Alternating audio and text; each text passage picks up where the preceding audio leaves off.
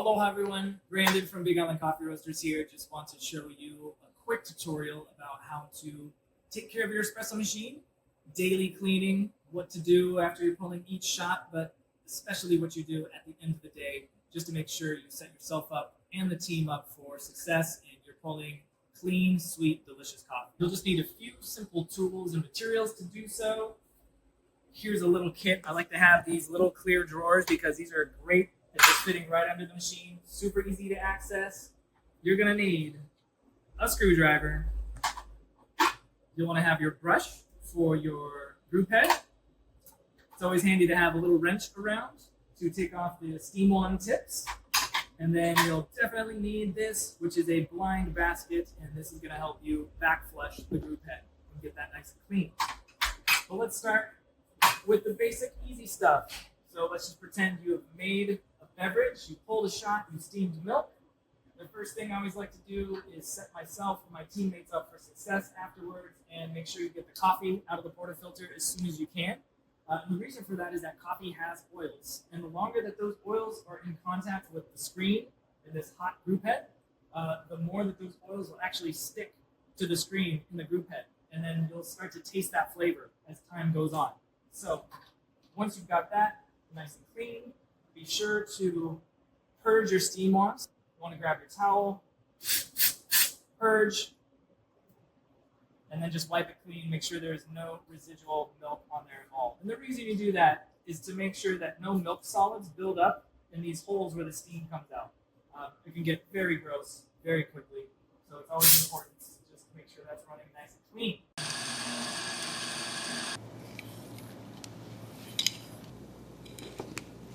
Now for the fun part. At the end of your shift, at the end of every single day, this is what I highly recommend that you do to keep your machine clean and your coffees tasting great. So, first of all, you'll want to take off the portafilter basket using your blind basket. You can just use that lip on the side and just pop that off like that, which is great. This process is called back flushing.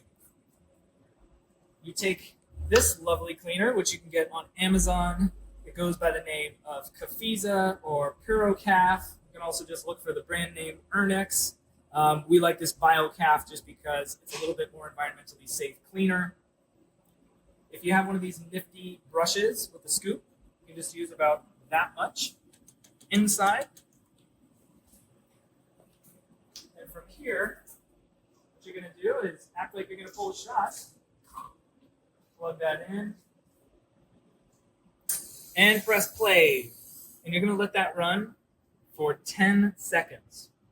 And so what's happening right now is that the water and detergent are mixing together. And they're basically scrubbing out the shower screen, the group head, all of that stuff in there. So you're going to repeat that process 5 times. After the first or second round is actually just pop this off and make sure that it's getting nice and sudsy. So you want to make sure it's nice and bubbly. Sometimes it'll stick. Oh, this is perfect. So you can see all the coffee oils and grounds that are in there. And the Cafiza has actually not fully dissolved. So I just like to take the brush and help it dissolve a little bit. So once you're done with the 5th time, you're going to empty that out. You're going to let this run. I like to let it run for maybe 10 to 15 seconds. And you're just really clearing the screen out from any residual soap. And then you're going to do that exact same process without any detergent. Once you've gone through the cycle of sudsing the group head and cleaning it just with plain water too, you just want to let it flush. I let it flush for like 20 seconds, 15 to 20 seconds. All right.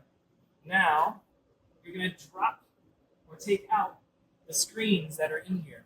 And so all you need is just a screwdriver and a towel because these are hot. So just turn these like so. And then once that gets close to coming out, that's when I like to grab a towel just to help me prevent from burning my fingers because the screen is very hot. This is what you've got. So you've got this screw, you've got this puck, and you can see, even though we just cleaned that out, you can still see plenty of residual coffee grounds and oils in there, right? So we want to get this nice and clean so it looks basically brand new. I like to use 4-quart Cambro. I put in about a half of a capful of this cleaner inside. And everything goes in. You've got your portafilter. You've got your shower screen. You've got the puck. And you've got the screw and the portafilter basket. So all of those things go in. You just find a nice source of hot water and you just cover up the portafilter completely so that it can soak overnight or at the very least 20 minutes or so. So it's up to you. You can let it soak overnight, let the morning team come in, reassemble everything, or you can let it soak for 20 minutes, do other cleanup work and tasks, and then reassemble yourself. The beautiful part is, by the time this is done, the shower screen, this brass puck, the portafilter itself is all going to look basically brand new. It's going to be free of residual coffee oils. And then the final last piece that I really enjoy doing, actually, while this is actually soaking with the detergent, is I'll take a paper towel and I'll just dip it in there lightly and just get the ends of it wet. And I'll come in here and I'll just scrub around on the inside. And you can see that there's even crumbs coming out of there right now. And then you get residual coffee oils out of there. But that's it. If you do this every day, your coffee is going to taste great. Your machine is going to pull great shots consistently for a long period of time. And you're just going to be a lot happier with the results. So thanks so much for watching.